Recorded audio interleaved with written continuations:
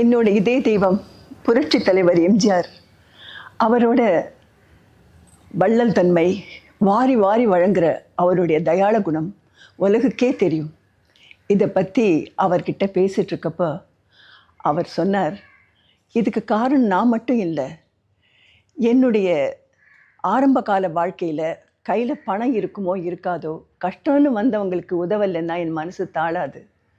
அந்த மாதிரி நேரங்களில் எப்படியாவது அவங்களுக்கு உதவுறதுக்காக நான் பணத்தை ரெடி பண்ணி தயார் பண்ணி அவங்களுக்கு கொடுத்துருப்பேன்.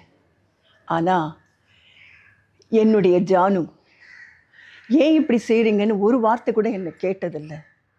அந்த மாதிரி ஒரு வாழ்க்கை துணைவி எனக்கு அமைஞ்சதுனால தான் நான் நினச்சபடியெல்லாம் எல்லாருக்கும் உதவ முடிஞ்சுது, தாராளமாக உதவ முடிஞ்சுது அப்படின்னு அவர் சொன்னார்.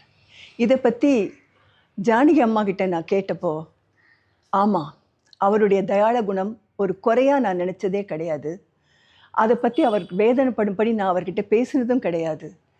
உண்மையிலேயே பார்க்க போனால் தனக்கு இல்லைன்னாலும் பிரத்தியாருக்கு செய்கிற அவருடைய அந்த குணம் தான் எனக்கு ரொம்ப பிடிச்சதுன்னு சொன்னாங்க.